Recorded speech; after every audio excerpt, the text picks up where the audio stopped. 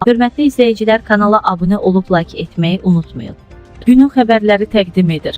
Oktyabrın 14-nə olan hava proqnozu açıqlanıb.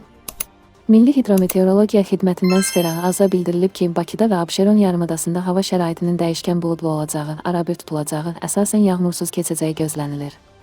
Lakin 13-dən 14-nə keçən gecə və səhər bəzi yerlərdə yağış yağacağı ehtimalı var. Havanın temperaturu gecə 15, 17, gündüz 19, 23 dərəcə isti olacaq.